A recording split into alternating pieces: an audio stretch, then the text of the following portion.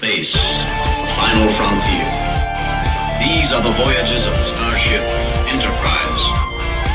Its 5-year mission, to explore strange new worlds, to seek out new life and new civilization, to boldly go where no man has gone before. Greetings, salutations, and welcome to Retrek. I'm Captain Jim. With me, of course, is Admiral Elliot. Hi there. And joining us is Dr. Squee. Hello, I thought I'd try and get the last mouthful of supper down while the credits were playing. I misjudged. Fair enough. Fair enough. We can't say fairer than that. So Dr. Squee, this is the first time you've come on to talk about Lower Decks. So before... It's in even Lower Decks. Not Lower Decks. Probably too many Star Trek shows. But we'll do Trek news in a minute. Dr. Squee, though, first time talking about Prodigy. Before we get on to this episode, what are your feelings on Prodigy so far? Man, I've been so frustrated. It's taken me this long to be able to come on, but with one thing or another, with COVID, which I was bit by, and many other things. Man, I'm loving the show. I've got to say, not only in a time when there's so much Star Trek, but all doing different and new things by and large, they're all doing something kind of working in a different space.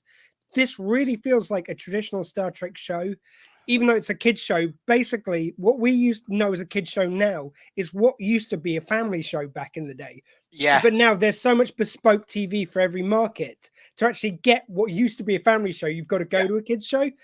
And if anything, this is probably the most consistently good Star Trek as well. Nothing to take nothing away from Lower Decks or Discovery, which I really love. However, they have off episodes. They just do. I think I can't think of an episode that I haven't enjoyed of Prodigy so far. It's the most consistent I think we've got from Star Trek since the original series, the early first 2 series, because pretty much every one of those is gold. It's only when you get to the 3rd series it gets a bit ropey. And Prodigy just delivers every time. And the arc they're doing, the way that these guys aren't Starfleet, but they are even more so, because the whole principle of Starfleet is some people coming together who, and learning stuff and just living by the morals and making mistakes to do better and become more and more what they're meant to be. It's a nice way to introduce an audience to Star Trek, because it's teaching you what Starfleet is about. Yeah, it actually goes back to when they relaunched Doctor Who in 2005. The first series with Christopher Eccleston was basically Doctor Who by numbers. Each episode showed you a different thing that Doctor Who is. Here's a past episode, here's a future episode. First one, obviously, here's what Doctor Who is. And you end with a regeneration. Yeah. A 13-part lesson in how to do Doctor Who. This does that. This is how to do Star Trek. I think that's perfectly put, Elliot. Yeah, I've not really sort of thought of it that way before. But no, me neither.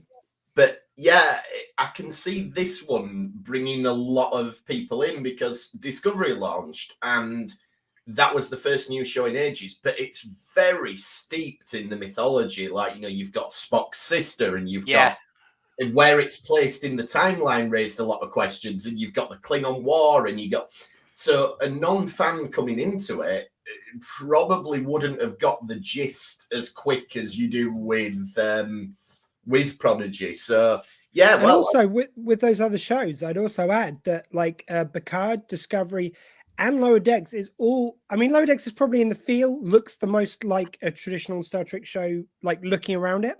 Mm-hmm. But certainly Picard and Discovery have sort of, in their own ways, try and reinvent the wheel. Discovery try to redo the look of the Klingons. Didn't really work for me anyway. Picard, it all doesn't look as Star Trek as I want it to. This looks like Star Trek. All the baddies, all the good guys, everyone looks like the races that you remember. That's what I want when I dive into Star Trek. Yeah, sure, do something different with the show, but give me that feeling that it's Star Trek, that it's Starfleet, that we're there. Yeah, I don't think I disagree with any of that. Shall we do, before we dive into this episode and talking about the looks of the Klingons, we're going to get onto that in the second part of today's episode, but Trek news. And I'm sure everyone who's interested has seen this, but every single show's been renewed for another season. So there's going to be season 5 of Discovery, season 3 and 4 of Lower Decks, season 2 of Prodigy, or the second half of season 1, or whatever the. No, it's it was already renewed. It's renewed up to season 3 now. Oh, yeah. I think it's renewed So up much. to season 3. And Golden age.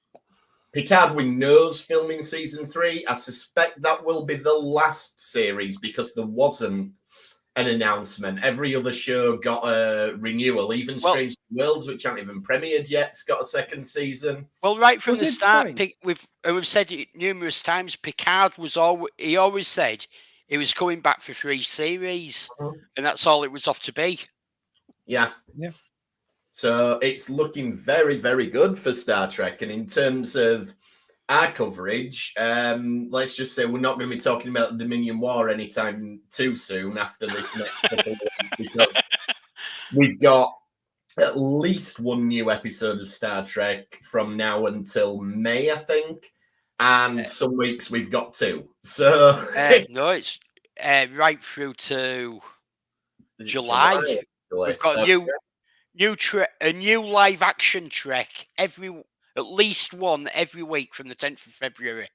Yep. So it's going to be a little bit crazy. But and then we have the animated shows filling in gaps. Yeah. And we've got a movie coming up at some point as well. So yeah, they're planning Christmas 23. So they say the cinema industry. I think we're now seeing with all these announcements, we're seeing that the TV industry has worked out how to deal with COVID and how to get production on track and keep everything ticking over. Fingers crossed. Whereas the movie industry still seems to be a little bit more tentative because they need the box office. Well, you can put a show out. I think with the Trek movies, what they're saying is that it's going to be very much tied into what's happening with the TV universe, a bit like what's happening with Marvel now. Yeah. Yeah. And I have no problem with that. No. Oh, I love the idea. I just feel like we've been down this road quite a few times recently with new Star Trek movies. The Tarantino one we were promised, the one where we brought back Kirk's dad. Well, this is coming. I'll wait until we've got a cast and a plot. This is coming from like Viacom and Kurtzman and all that. I know, but like I genuinely and it's believe all that, going to be tied in together, which makes a lot more sense. which is great. But I fully believe that there was an intent and genuinely something planned behind those other 2, and they fell apart. Hopefully, it's a better sign that they are tied in together. Sorry to interrupt you, James. No, I was just going to say I fully expect that it will happen. I just am not putting any stock in cinema release dates at the moment because. And will it even be cinema release? It could go straight to Paramount Plus. I hope not, but so I want to see a Trek film on the big screen. It's nice to go to movies for this stuff. But release dates are still very changeable, even with your big films. Like I think Batman's just moved again. So yeah. Anyway, we'll see. But there's enough TV to get us tide us over until we get to the movie. And if for some strange reason you haven't got a TV, there's the first direct written for Audible novel story coming out. No Man's Land's 7 of 9 and Rafi. Yeah, and it picks up straight. It supposedly picks up straight after the end of season 1 and explores their relationship a bit, and also an adventure with the Fenwick Rangers. Yeah, and it's a full cast recording as well. They're trying to get in Dr. Squee. This will be one you're familiar with. They're trying to get in that Big Finish sort of area, which Doctor Who obviously has had spectacular success with over the years. So they actually did try and do a couple of Star Trek novels on there, but they were read as novels as opposed to the what Big Finish's bread and butter is, for anyone who doesn't know. They do Doctor Who audio dramas, but they're full cast. Yeah, I wanted to see that with Star Trek on audio. That would have been with this one, Elliot. That's good. This is proper full cast. Yeah. The only thing I have with audio dramas is obviously because it's not a visual medium, you need to compensate with that with dialogue. And I remember one I listened to, it was an X-Files one. And there's a scene where Assistant Director Skinner is meant to have hung himself. And in order to convey this, they had Mulder, and it was voiced by David Duchovny. It was David Duchovny, Gillian Anderson. You know, they went the whole hog with it. And Mulder sort of walks in the door, so it goes, and then he goes, "Oh, Walter, no, suicide, hanging yourself. I can't believe it. And you're just like, oh, come on. Surely there was a better way of conveying that. But anyway, and what was weird about that, sorry, this is getting onto a total X-Files tangent, but that came out just before it came out just after season 10, when they did that revival, that 6-episode revival. Oh, yeah, something like that. Then they released this audio drama, which was an adaptation of the season 10 comic, which has now been made non-canonical by the TV show that they just, you know what? Bit of a cash in, if we're honest. Anyway, Star Trek. So, yes, we're talking about Prodigy First Contact, spelt CON-TACT. So it's another. Me and Elliot have been talking last few weeks how we're recycling these titles now, and I suppose. But they're doing plays on words with them, aren't they? Yeah, absolutely. So we've had the episode First Contact, the movie First Contact, First Con-tact, and Second Contact. So. And by the way, just to add to your wonderful review of that great fan service episode we had last, where they brought in all these kind of characters from all over the show, from all over Star Trek. The only one thing I did not like on that last one was the fact they didn't clean up the audio. I think there's no reason. I know. I'm following on from. I was going to bring that in because I know you did bring that in. I think that was a mistake. I think there's no reason for why the holodeck would have them sounding so desperately different. But everything else, I was kind of a fan of, just like you guys. The reason they did it was as a fan service, so that we heard the original audio. I know. I heard your review. I just don't agree. And I love it for that. I sort of. It took me a bit out. I wanted to hear them all in the same room, and I didn't feel like it took me. The only time I found it a bit jarring, and I'll be honest, my ears obviously aren't that good. I didn't pick up on that it was not being cleaned up, but you could tell where they went from a clip of Spock in the show to Spock in the movies, because all of a sudden it was 30-year-old Leonard and then 90-year-old Leonard reading a line. And that was my point. Anyway, sorry. No, I didn't mean to retread. I really loved your review of it. Just that bugged me. And I annoyed me even more to know they did it on purpose. I'm sorry, but there's no reason in the show for it to be like that. I don't mind fan service if it makes sense in the show. In the show, there was no reason for it towards 23rd century audio recordings that they sampled to produce those. If we can clean it up now, they can fucking clean it up. Sorry, they can clean it up then. No, they can't. Not on the Enterprise, because we know that's got technical problems. Like Pike didn't like the holo projectors. That's why he got rid of them. So, you know what? I think there is a Trek novel to be written about why the audio wasn't cleaned up, and we can do that as a full cast recording, and we'll see how that works out. Sorry, I shouldn't have pulled you back until last week. No, it's good, mate. First Contact then. So the crew are still freaked out about this log from Chakotay. Then we start with the captain's log. Janeway's freaked out about the log. They're excited about the transporter. Yeah, that's true. But the captain's log does say, we're still really devastated by this, but we're pissing about with the transporter. So Can I also add to that? Just because I think it is relevant this week as much as it was last week. You brought up the fact that usually, for instance, with the Doctor, it switches on, switches off. It doesn't remember things. So, the way they're saying that Janeway has remembered, I think that's a purposeful decision. And it does play out here of why a command hologram could learn and can bring experience from stuff they've done in the past. I think this is actually a smarter way of using a command hologram, because a Doctor, you just want them to operate. If they've got the medical records, it doesn't matter who did it. They know what they're doing. They know what's happened in the past. Whereas command, that's all about new experiences and stuff. Yeah, true. I love the fact that Janeway learns. Yeah, are you coming down more on the side then that she has deliberately had a memory of this erased then, rather than it just being standard? I think now, because everything else seems to suggest she remembers her past experiences, and it was a shock to her that she didn't remember this. So I think that was a purposeful decision in the command hologram. Yeah, probably so. So. Somehow she's had this all blocked deliberately. Yeah. I mean, this is the thing, and this is the only thing that slightly worries me about the direction Prodigy's going, is that it's throwing up a lot of questions, but it's throwing up a lot of questions that kids watching it, who this is their first Star Trek, won't even think to ask.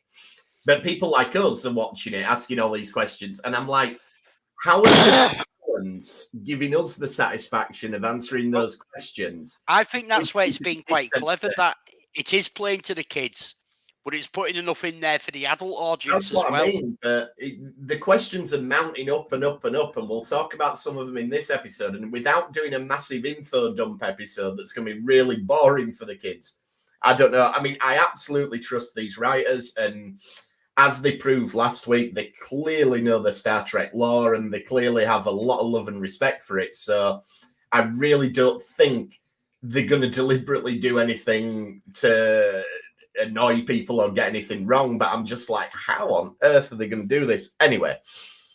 So yeah, messing about the transporter. I love this sort of, because again, like you were saying, Squee, this is sort of Star Trek by numbers. This is what the transporter is. This is what it does, and in a super fun way. Yeah, and to see whoa, we made it go 200 meters this time, and it's still warm, and it's still warm, of course, it's tasty floor pie. Yeah, like we're watching it going, well, of course it's warm. Don't you know how the transporter works? But no, they don't. And No. That's brilliant about it. And can he breathe in space?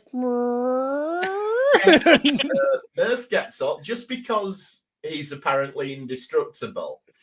It means they're feeding him proton grenades, feeding him outside the ship. It's a good thing they did use. Well, they didn't mean to feed him outside the ship. They mistargeted. So they say. Well, they did go to the bridge and wonder where he was because they expected him to be there. Yeah, and it was on the bridge, but it was literally on the bridge. Funny how they didn't beam the pie outside the ship. That's all I'm saying. Whereas you don't waste pie. I don't know if you noticed, but I thought what was a nice touch is they did sort of like go panning through the ship. You saw like the recreation hall where they date and all that, and what a tip it was, because you've got a group of teenagers here and they've just left the mess everywhere. Teenagers with a replicator as well. Like, how great would that have been?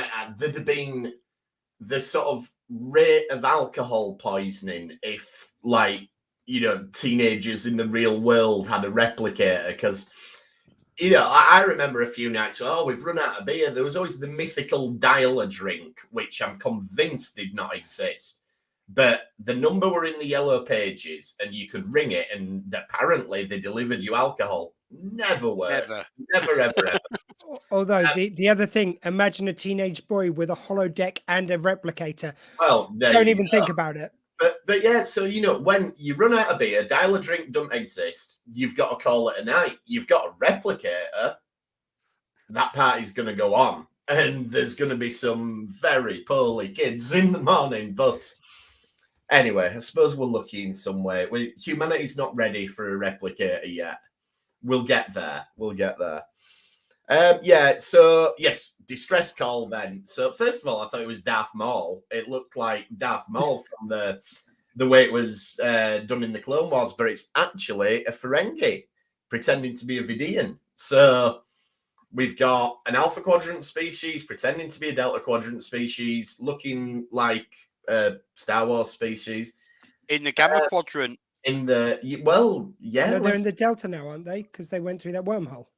They came from the Delta to the Gamma. Oh, Delta to Gamma, sorry, pardon me. I'm assuming using the what we're calling it, Protostar drive. Proto drive, Proto warp, I think we decided. Proto warp. But now they're in the Gamma, that does access, of course, the wormhole and But it doesn't explain how this Ferengi raised Dal. If this Ferengi's in the Gamma Quadrant, 4,000 light years away from where they were, it doesn't explain how this Ferengi raised Dal. That's the interesting thing. I think that's another one of these things we're going to find out more about as we go, and how we end up getting sold there. I think that's wonderful. It's enough mystery that I think it's a simple enough mystery that young people can follow along without getting too lost. Yeah. And it gives on-running plot, but it gives enough complexity for older viewers like ourselves. The young people are not going to be watching it going, well, actually, I think if you look at where the Gamma Quadrant is, stuff like that gets to me, and I'm like, this doesn't make sense. They're going to have to do a good one to explain all this now. So I have faith in them, and I'm sure they will. Let's talk about the Ferengi then. So we've talked a few times, like, about how Ferengi society, speculating how it might have progressed after Rom took over as Grand Nagus. So I would guess what this shows us is we've got a Ferengi female wearing clothes who's a daemon of a ship. So it shows that Mugi's had some sort of impact on. But she has Ferengi no. society. What I think's happened here is she's got no crew. Mm-hmm. So I think that Rom's probably been deposed and it's gone back to normal, and she's thought, I like this lifestyle. And she's got the ship and gone off on her own. Could be, yeah. So I really love the idea that they did bring in. I mean, I just assumed, like I think, James, from what you're saying, same as me, was that it was, now society has moved on for Ferengi. But I love the fact that they included a female clothed Ferengi in there, and they never had to signpost it. They never felt the need, like, basically, unless they do add what Elliot's saying later, which is absolutely fine. I like the fact that they just had it there, and it's like, if you've seen Deep Space Nine, you know what's going on. I like the fact they didn't have to, go through it basically again. Well, because there's no other Ferengis there, you don't have to go in. Oh, she's got clothes on. How disgusting! And but they didn't they didn't feel the need to. Sorry. Yeah, but you don't need that because she's the only Ferengi there. No, I meant I'm glad they didn't feel the need to explain it to people who've seen some Deep Space Nine, but not all of it. Like, on some shows they very unartfully add in this exposition, which you don't need. I'm glad they just went, look, if you've seen that episode, you know what's going on. If not, it's a clothed female Ferengi. Just get over it. Yeah, well, if you're a new viewer, you're just going to think it's another alien species. Yeah.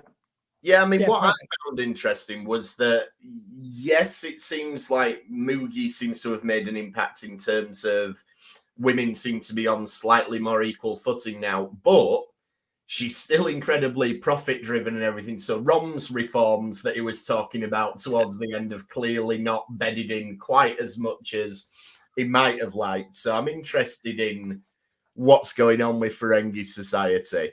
I think I picture it kind of sort of being about halfway between what. Well, I could imagine, like, he had all these ideas, but I could imagine, like, when he's gone back to Ferengi now, he might be able to get through the equal rights thing and all that.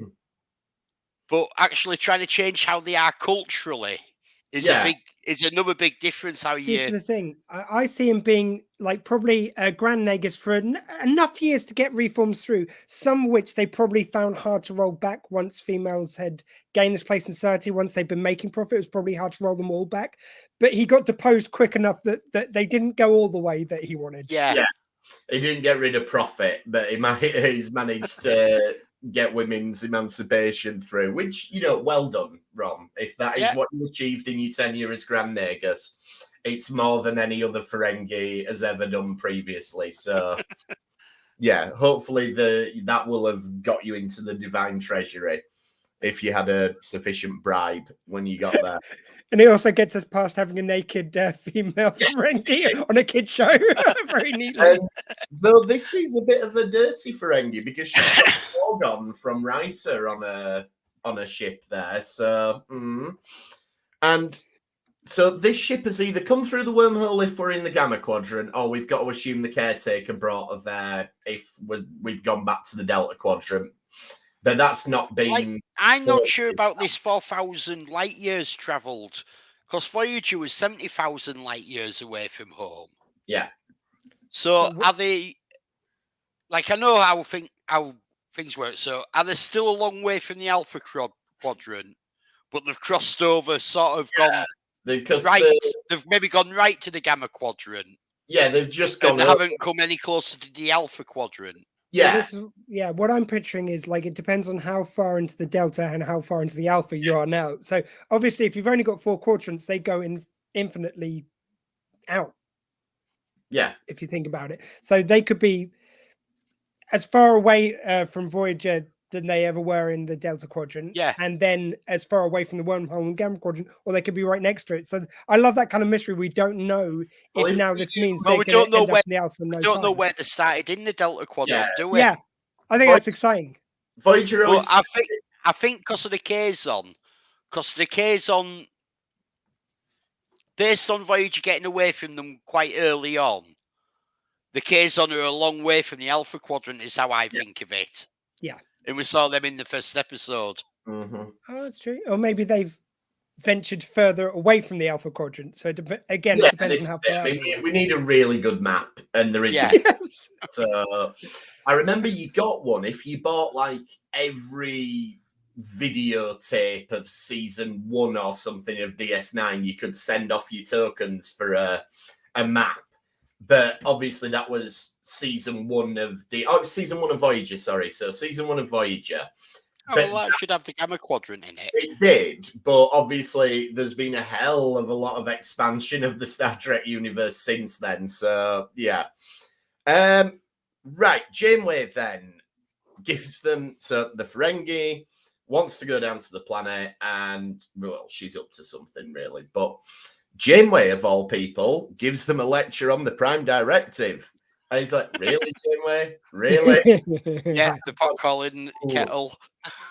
Yeah, so there we go, though. That's what she's there for, is to teach them. So, yep, we're introducing the Prime Directive. There's a really lovely sort of effect when they get down to the planet, like how the city rises out of the sand and everything. Like that just looks great. And it's one of them where you probably couldn't pull it off in live action quite as well. I mean, I know you probably couldn't pull it off on TV budget live action. Yeah, not to the extent. And even the budgets they have nowadays, I'm going by. Yeah, I mean, certainly you couldn't have that, but I love that this species feels like one we could have seen in the original series. You wouldn't have had the city come out of the sand, but they felt so true to that kind of feeling of like, you'd probably just have a little light in the sky going bloop, bloop, bloop, bloop, and that would have been it. But, almost. But it would have been this species, you feel like. Yeah. No, the species is very much sort of, because that was the thing. The original series got weird at times, and I think 60s. But I think we lost a bit of that. Like TNG sort of brought it down to earth and established like a baseline of what we expected Star Trek to be, and we didn't really deviate from that much with DS9 and Voyager. And I like that we're bringing in some of the weirdness again. I'm all for that. But the 60s psychedelic you want back. Yeah, just the idea that we can go to a planet and it can be something really odd that we've not come across before. Whereas in TNG, it was someone with forehead makeup. And I love the color palette of this show as well. It's so bright, so vibrant. The thing which sort of I'm less enamored with Discovery is that it's all dark colors and just white or blue. Blue is a very big color for that universe. And it doesn't feel warm and inviting. I love the bright colors. Like you've got the next gen set behind you, Jim, and that just looks so inviting. I don't get that feeling when I see the Discovery sets. I like that I do with Prodigy. Yeah, Prodigy's got a lot of the. I feel like it's aesthetically in terms of the ship and everything. It's got a very Kelvin universe vibe to it, which is. Well, even the transporters are Kelvin style. Yeah, it's been compared to the to an Apple store, which I think was maybe a touch unfair, but yeah, it's got that sort of vibe to it. So it looks very modern and clean and bright and everything. So yeah, Janeway then reviews the footage, and we get our second appearance of Chakotay. Hey. And she does a bit of the Blade Runner zooming in on the section of the recording and everything. And it's our old mate. What was he called? Dreadnought? Yeah. Or it looks very much like Dreadnought. I thought it was him. Yeah. And Janeway wouldn't know him because she didn't activate till they got away. And it's well set up is the moment that the rest of the crew who could tell her who it is are not on board at the time. Yeah. So we get to eke that mystery out a little bit. But we're getting a picture now that somehow the Diviner and his people stole the Protostar back in the day. And like I think we speculated the other week that maybe he stole it and then lost it. Like it proto warped into the middle of that planet, and that's why he's mining that planet. Yeah, Yeah. because the mineral on the planet is the chimerium, which is the mineral that the Ferengi steals to power a cloaking device. So if the protostar's been buried in that, that's why he couldn't find it. It was hidden from sensors. That's true, actually. Yeah. I also kind of liked, and what I thought, I love that, by the way. I would never put that together, but I also love the idea that that Janeway, and this does play towards the idea that she is a hologram who can learn as opposed to being switched off and resetting every time, is like she might not tell them about what she saw in the video because she's already proved that she will play a few games with them, which I find really intriguing and really great. And it's, it makes her more than just a hologram. She is Janeway brought back through hologram as opposed to an appearance of her. It's like she probably feels a bit of a duty of care because these are kids at the end of the day. And she's like, right, well, this could be a galactic incident here, and it's all well and good and having fun with the transporter and stuff, but dragged into a war or something. So, yeah, she probably wants to find out a little bit more before she starts sending the crew off to sort it out. Or maybe she'll want to bring reinforcements in. I don't know. Yeah. It's very Indiana Jones down on the planet because we've got... we need to give it back. No, it belongs in a museum and all that sort of stuff, which is great. Also, just at the point, it's a brilliant moment to do a story like this because just as they're starting to come together to keep the tension up while still building them together as a crew, I think you have to make missteps to just eke that out a bit, but do it naturally. So the idea that there's this mother figure, which he believed was like his mother figure, even though we find out Leia would sell him down the river in a moment, as she's done in the past. I love the fact that it does bring that kind of bit of tension between his new family he's just found and the one which he felt he came from. Yeah, and it's developing Dal a lot because Dal was pretty irritating back in the first episode, and I think he's becoming a lot more rounded and a lot more likable as we go along, which is great. Yeah. I love first of all, it's really clever that they've left the comm badge on the crystal so that they can beam it back. That's great. Well, he does that deliberately as well, doesn't he? Yeah, exactly. So, it's showing that they're getting quite savvy and they've... Even though they've only just been introduced to the transporter, they've clearly understood implicitly what it can be used for and how useful it can be. But I love the visual that it gives us of the fact that they beam the crystal back in and this species sees the Starfleet Delta. So this species has seen that the wielders of that symbol have helped them and have done the right thing. Yeah, it's great. It's perfect, especially in a kid's show, to do that as well, because at the same time, you get Janeway being able to tell Dal off so he learns from this experience even more so. But you've also got, we see that the species aren't harmed by what they've done, as Janeway's saying. It's like, you might have irrevocably damage contact with this species, but we see that isn't so, which is kind of a nice thing to know. Yeah, because you don't want Dal to have actually screwed up our species, no, exactly. or their trust of other species. And I really like the fact that we go on that journey of there is that moment where you just see Dal's just world fall apart when sorry, I'm gonna forget the Ferengi woman. What's her name? Oh, I can't remember. Yeah, when she reveals that she was basically screwing him over this whole time, she sold him to this other person. I love his world falling apart, just as everything's falling apart in that world, quite literally.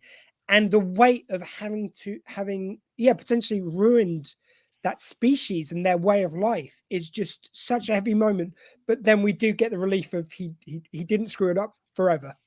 And ultimately, it leaves that species with a positive image of the Federation. Oh, they're coming back. They're coming back. They're going to help them later. That's going to be wonderful. Yeah, I didn't think of that, but yeah, they probably will too. And then this is where Janeway tells them off for breaking the Prime Directive, which, as we've said, is a bit pot calling the kettle black. You see, I actually feel like there'll be a moment later on. There'll be an episode where they're Loris Deb. Everything seems to have gone wrong. They feel like failures, and then that species comes back with that little delta in hand. Yeah, that'd be and really wins back good. their spirit. Yeah, it'd be fitting if the people that they help along the way come back to help them. to help them later. Because presumably we are building towards some sort of confrontation with the Diviner. I mean, that's certainly the hook that this episode finishes with, that the Ferengi effectively dobs them into... Yeah, sells information where they are. And which implies they've gone back to the Delta Quadrant, really, because the Diviner was in the Delta Quadrant. It's like I said, they've gone 4,000 light years. Which would take about 4 years at normal war. No, I don't. Well, it would. If Voyager was 70,000 light years away, and that was going to take 70 years. So yeah, so 1,000 years. Light years is 1,000 light years a year. But having said that, warp drive could have moved on in the years since. Yeah, plus but then why you introduce the wormhole? That's if you saw it stodges what they say the 70 years for Voyager. Mm-hmm. Because is it at maximum warp, or is it at warp 6, which is your cruising warp speed, or? I think the Diviner is going to find another, either the same thing which propelled them all that distance. Yeah. I think he's going to find that or something similar. Like maybe he's going to find where it moved to after it was there. No, it's the engine, isn't it, that they've got? What's the engine? Because I thought there was something which made them... it's the engine. No, it's the proto drive engine. Yeah, they've got. That's why it's got two engine cores. One's powered by a protostar. Yeah, that's why the ship changes shape. You'll have to forgive. I swear I've got COVID mind. Like I keep on forgetting things. That really was badly. in the mid season finale, which is several weeks ago now. So there's also that. I've got a shit memory, but like I'm going to blame the COVID. It's fine.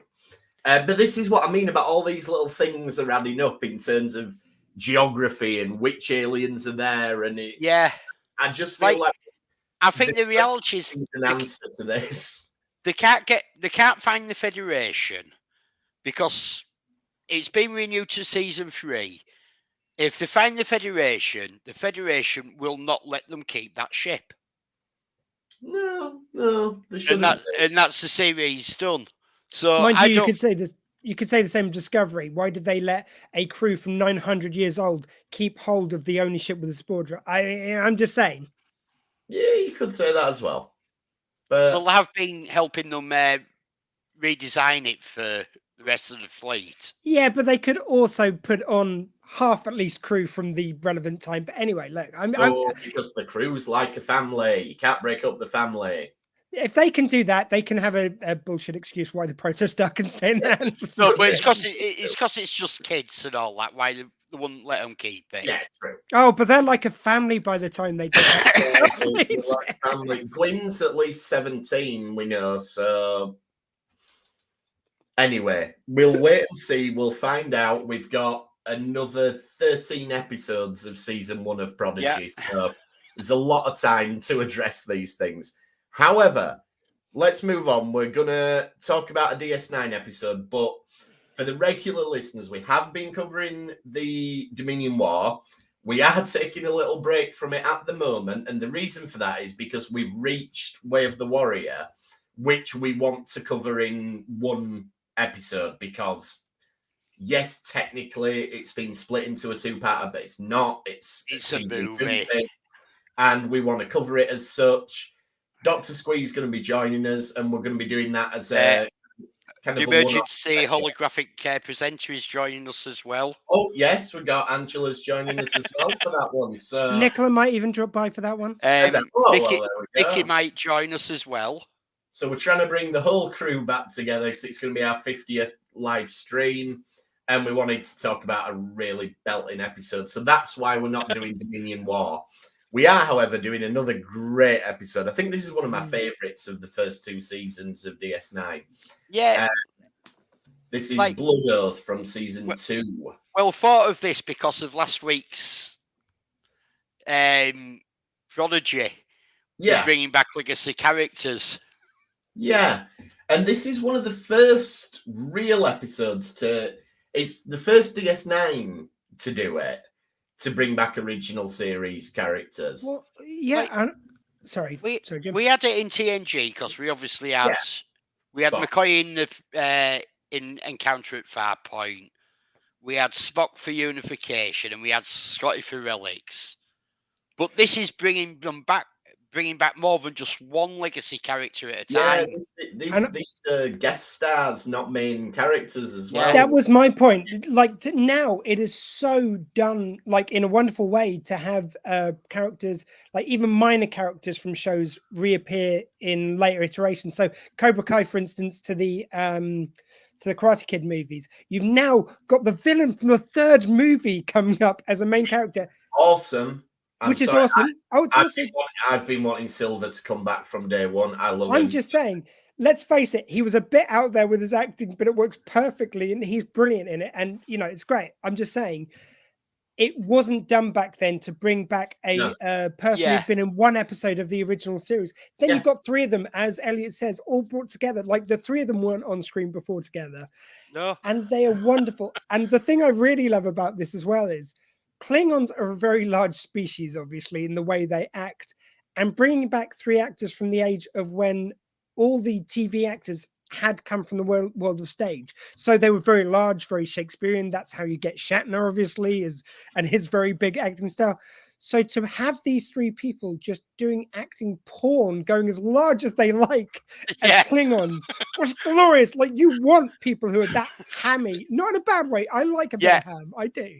No, it's like John Colicos particularly is just wonderful in this episode. But I do want to just tell a little story about this one, because I saw this one when it was on TV, and I'll be honest, I didn't clock who they were the first time I saw this episode. I just thought that's three Klingons, because obviously they've got Klingon makeup on. They've got better, haven't they?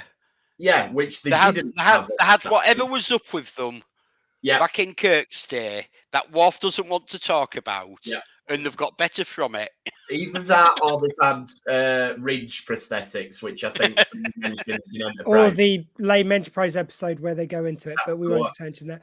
But what I love was, actually, I mean, the only reason why I knew that they were the characters from the original was in the DS9 VHS ones, which I bought when they came out. It had a first appearance in Star Trek, and it told you where they'd first appeared. And I'm like, that's that guy. And I would never recognize him, like you guys say. That's what I was going to say. That's how I discovered it. So I saw it on telly, and I thought, oh, it's just three old Klingons. And what's great about this is the story works in and of itself, whether you know who they are or not. But I had no idea. I bought the VHS, like you say, and anyone who's not seen the UK VHSs of Deep Space Nine, just Google them. They were great. The covers were fantastic. But I'll take a photo for next week of my collection. Yeah. And in the pilot episode, most of them, they were just individual sleeves. In the pilot episode, you got a booklet inside the DVD sleeve, VHS sleeve. And if you opened the VHS cover, the inside of the sleeve, it had a profile on whichever character was featured. And as Squee said, it said, first appearance in Star Trek on Stardate, blah, blah, blah, blah, blah, in blah, blah, blah. And 9 out of 10 times, it was always whichever episode was on the tape, because it was like Melora, and it was like first appearance was DS9, Melora. But this one, I was like, all right, it's going to say first appearance is DS9, Blood Oath. And I was like, first appearance is Errand of Mercy, TOS. What? Yeah. And then you'll have another one that'll say The Trouble with Tribble. And then, is it? Oh, Dave the Dove. Dave the Dove. And that's what's great as well, that they've taken one Klingon from each season of the original series and fashioned this storyline where, they all knew each other and they all had their own adventures. Which is brilliant. And what you said is so true. There is no reason you had to do this. They just did that for the love of it, really. Yeah. And for a bit of extra fan service, when fan service wasn't really a thing as much. No, exactly. And as I say, the episode doesn't need that that association, but it benefits from it hugely. And it's so great, like you said, to see these guys back again. And as I say, John Colicos, I think, who plays Kor, he's amazing in this episode. And I think it's potentially to the future of DS9's detriment, because I think they went to the core well at least one too many times in later episodes. But I think he's. I like the core story arc. If you want, like, it's a shame we can't do a core story arc at the moment because it crops up in the Dominion War. So he does so it would ruin things of the Dominion War arc. It would if we went all the way through with Core, but also, when would you do it? But like one thing I was going to say is that I love the fact that the three characters are well. Again, it speaks to what I was saying about them being such large characters. You've got one who is the pure id of just going and getting drunk and partying. He's lost his warrior spirit in a way, in that way. Another one who just wants to try and keep himself as sharp as he can against his age. And one which is sold out and just wants to go, oh no, Dax, you go off. We'll just go off here and die because I've sold you out, like, which we find out later. I love they're so clearly drawn characters. They're just big archetype characters. Yeah. Wonderful. A lot of the great Klingon warriors that haven't died in battle. Yeah. And what does that do to them? They haven't had the ultimate glory in their their culture. Yeah. And most of that, to be fair, comes from this episode. Like, not a lot of it was there in their appearances in the original series. Like, particularly looking at Koloth, he was just really a comedic foil for Kirk in the Trouble with Tribbles. There was no implication that he's this precise warrior who likes to hone his weapons to the extent that he cuts a cheesecake in a precise fashion. You know, there was none of that. And Kang was just a thug, really, in Day of the Dove, you know. But the fact that in the space of a 45-minute episode, they take these characters who were just villains of the week and they give them so much and round them out. It's fantastic writing. Before we go past it, can I just very quickly give a nod to Odo's little moment at the beginning? Yeah. So you got Quark losing his shit over this guy who is just beasting up his holodeck. And then in 1 second, Odo just like shut down the program. He comes out really mad and he goes, "You've won. They're waiting to celebrate you through there." Well, get on my way then. I'll be off. And he just feels it like that. It is so cool. Such a pimp Odo moment. I love Koloth's introduction as well, where he said, "I am Koloth," and Odo says, "That doesn't answer my question." Yes, it does. It does. So yeah, they're just brilliant how they all come in. It's worth shouting out when Kor first meets Jadzia, and he says, "Curzon, my old friend," says it's Jadzia, and he immediately says, "Jadzia, my old friend," and this has sort of become a meme. Sort of within the trans community, in terms of this is how we want people to behave. Where, you know, if you have to correct someone, if your name has changed, if you've transitioned, Kor's response is exactly what everybody's response should be. It should just be, right, it just changed the name. Yeah. Not Curzon, my old friend. It's Jadzia, my old friend. So I think Kor's brilliant in that. Perfect.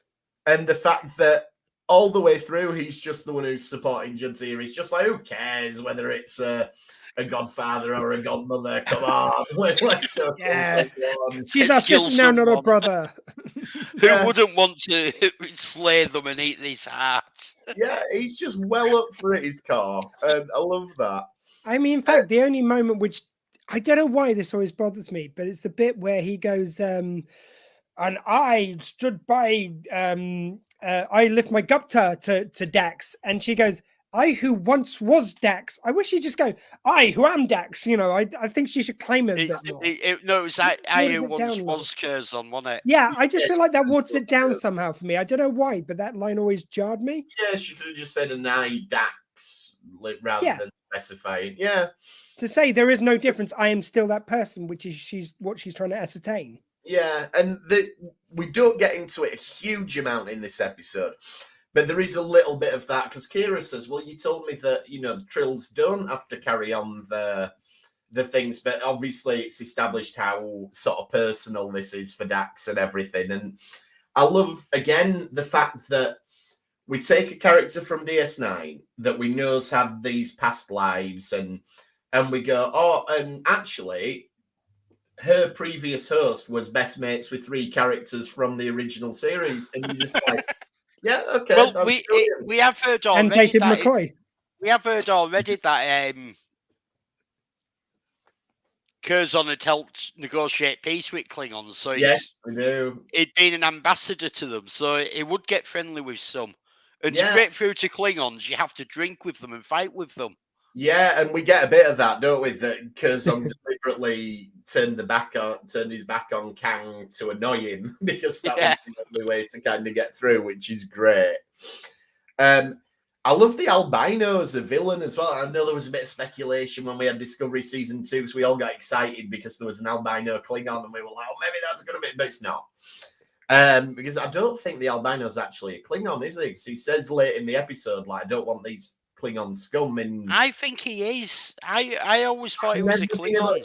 I don't know. He looks Klingon enough that you question it, but he looks not Klingon enough that you question it. It's just not clear.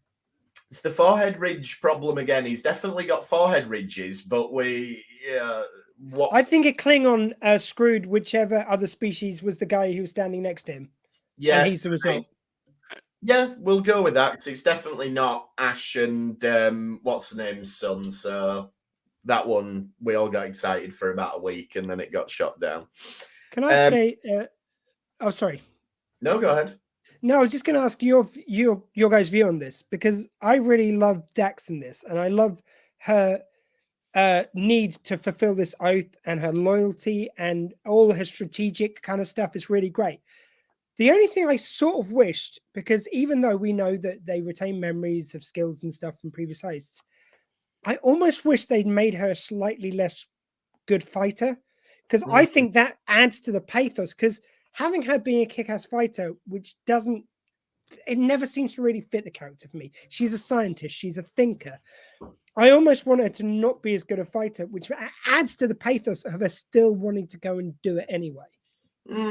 Yeah, you could have lent into that, definitely. But I don't know, because by having Dax be that into Klingon stuff and that good a fighter and everything, that really gives her character a lot to do later on, particularly when we bring Worf in and things like that. So I think on balance, I think it probably gives a dimension to Jadzia that is helpful overall. But I can see what you mean within the context of this episode. Would it have been interesting to have that called out, to be like, right, well, you're not. Curzon could wield the Batleth and you're going to get killed.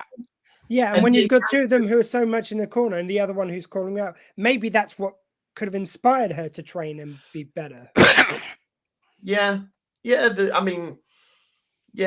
we do have a lot to get through in 45 minutes, so to add another to do that, I don't know if no, I mean, you do the arc later on when you want to have a Rocky IV training montage in the middle. No, I didn't mean training this. I meant have her being not as good here, and then have her train when she meets Worf, going, after that moment, I trained every day and I became this kick-ass warrior. That could have been really interesting. Yeah.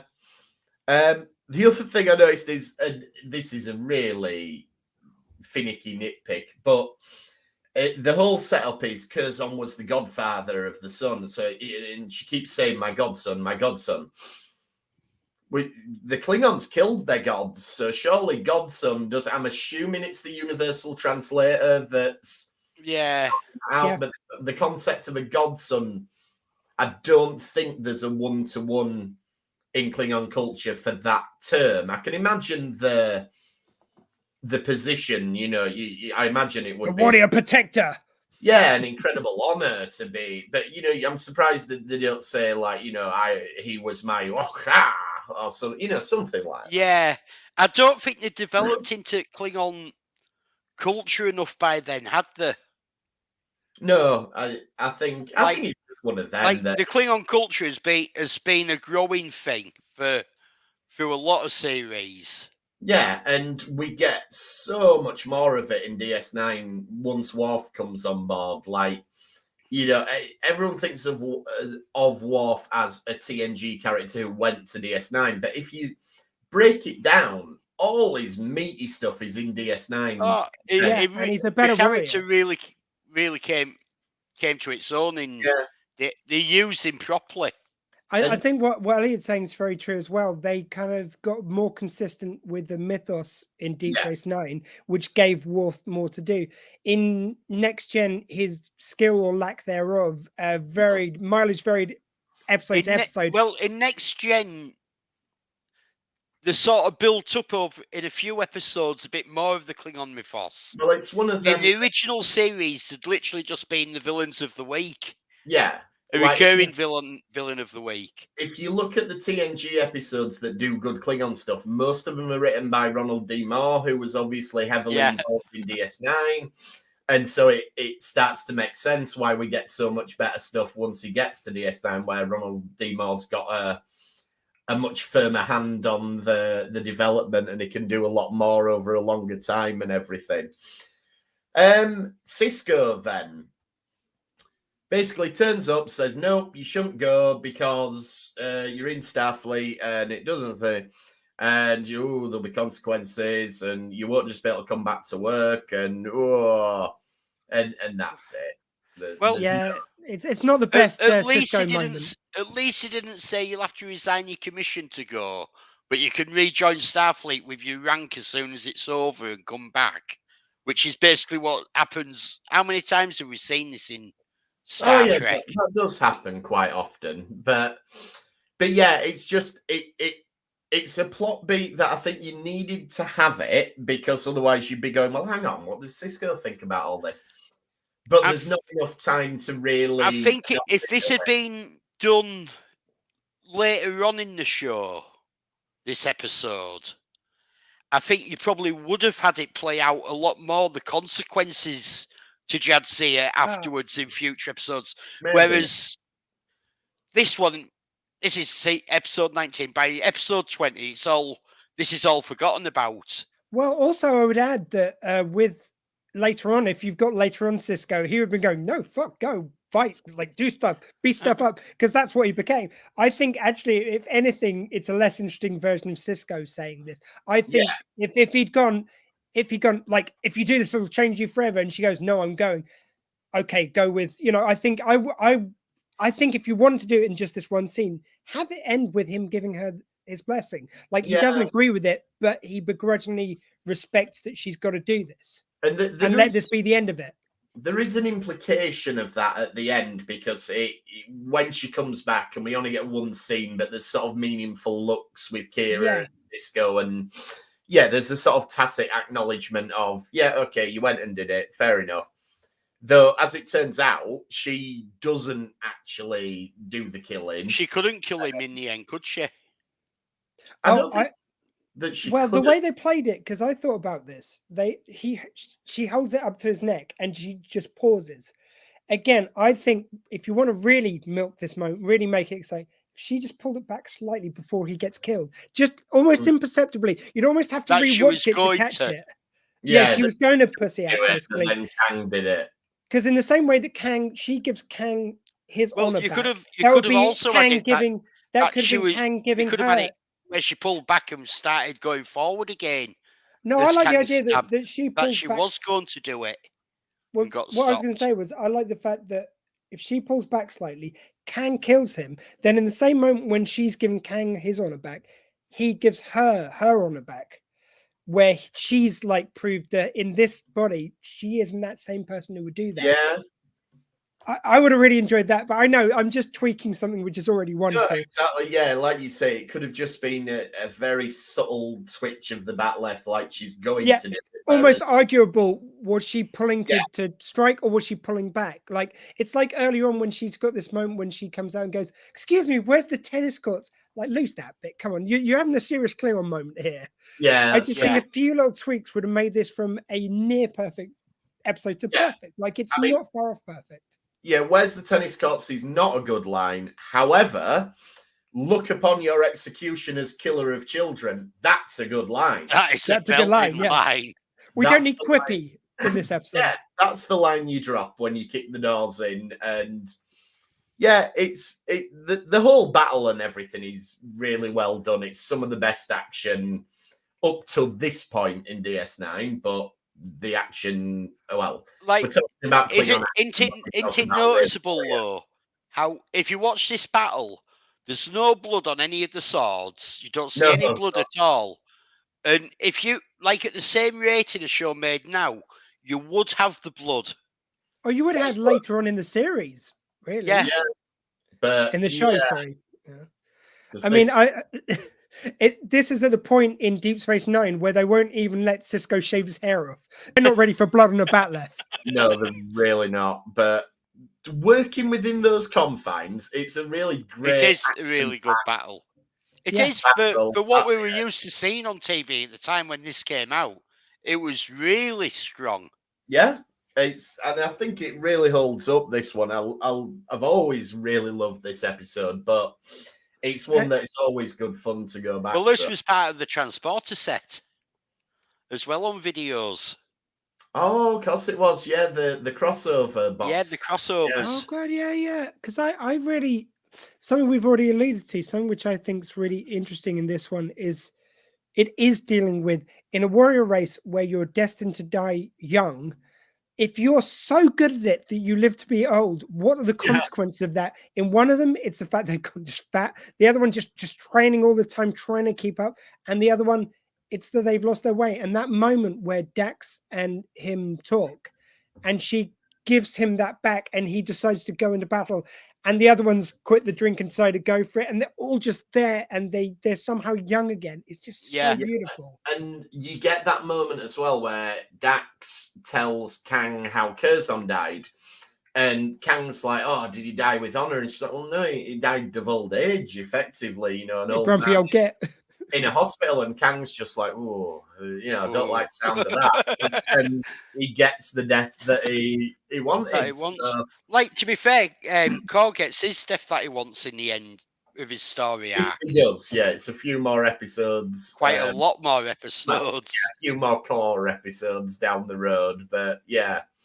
And that's big as well, the fact that they killed two of them in this episode. Yeah. You know, yeah. all three of these could have been recurring characters. And I think John Colicos was probably like, "Whoa, I'm glad they didn't kill me off in that one." You know, them two. But, I mean, it would have been so unsatisfying if you reached the end of this episode and none of them have died. Like, the fact that you kill off two of them, I think was necessary, and I think it was so impactful. I think you had to kill at least one of them. Yeah. I almost wanted all three of them to die. I mean, I'm glad, you know, again, some of the later episodes I enjoyed more than others with the surviving character, but how impactful would it have been if they'd all died just for the basis of this episode? They got the glorious death in battle they all wanted. I think Dax would have had a few questions to answer though when she got back to the station if they'd have all died. Not in this point in the series. Then you don't have to answer any questions. Oh, she's back. Everyone died. Okay, let's move on. Yeah, and it did do that, and DS9 got really good at it. And we've said this many a time. DS9 was ahead of its time. Yeah. With story arcs, but at this point, it's still very much in that episodic thing where consequences don't carry over to the next episode. It's totally transitioning in those first two series. You can totally see them transitioning from episodic to serialized. Yeah, and there's even to the point where, like, I mean, I was saying to you guys before, the first series of Deep Space Nine, if you watch it back, there's so many really strong episodes. It's so underrated. The second series, there's moments where it really loses its way. But then you do start to get these things which are building up, ready for when it does become episodic. They've laid the groundwork. I think why DS9, when we watch it back, suffers, where we do sort of feel, season 1, season 2 weren't that great, is because DS9 became so good. Oh, yeah. At the end. There's definitely that. That you're comparing it to itself. But there are also some stinker episodes in season 2. They're just there. Like, there's a midpoint in the series where I've been watching them back from the beginning. I just stopped and I was finding I had forced myself. It was actually really good we had this episode coming up because it forced me to catch up. And there were some episodes better than I remembered. Like, there's one just before this, which is basically a remake of Casablanca in space. It's brilliant. And I never really noticed that's what it was before. I can't remember which episode it is. It's the one with the Kardashian teacher, which Quark's in love with, and you've got Garrick there as the equivalent of is it Ferrari? He's the equivalent of the police officer from Casablanca, and they're all there, and it's so obvious, and I never spotted it until now. But it's a brilliant space remake of Casablanca. It's great. Yeah.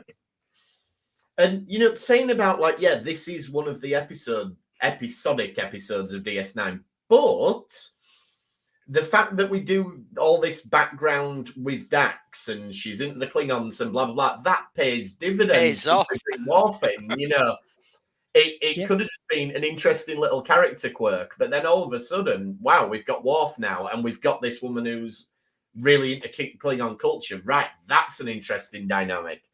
And obviously, it doesn't end happily, but there's some interesting things along the way. So spoilers.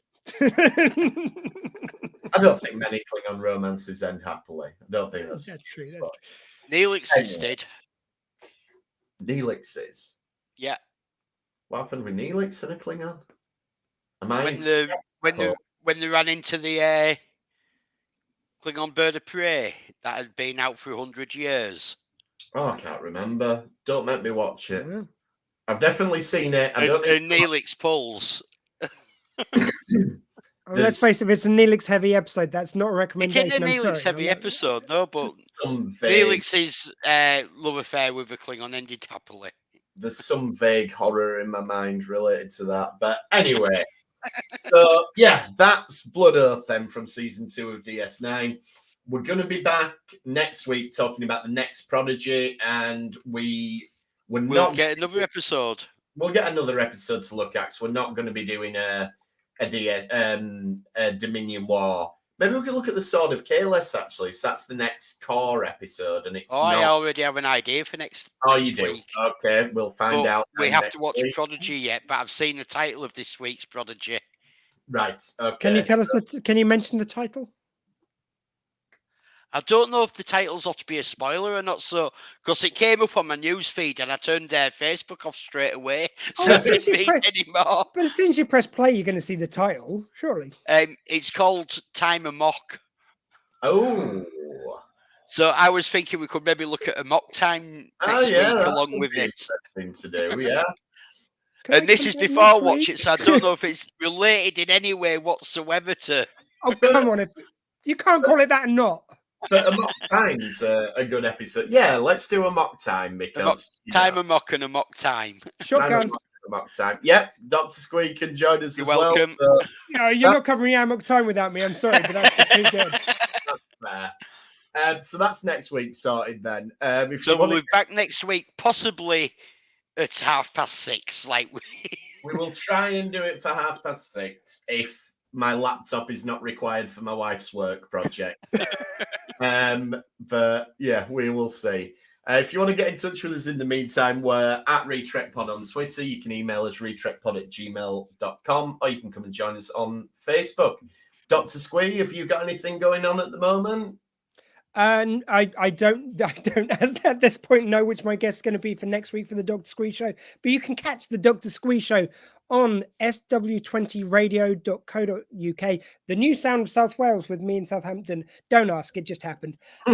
And if you listen to I'm catching up with a podcast, but in 3 episodes to be released of the podcast time, there's going to be an episode which I just did with Terry Todd, a makeup artist who's worked on Hook, Mrs. Doubtfire, Mighty Morphin Power Rangers.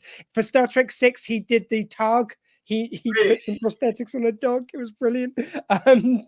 There's loads of, he's just been in everything. And he talks about the new Texas Chainsaw Massacre movie, which he created the new Leatherface for. Ooh. So yeah, that's one definitely want to check out. And that'll about do us for this week then. So thanks for trekking with us this time, and we will see you next time on the Retrek. Thank you. Bye-bye. Live long and prosper.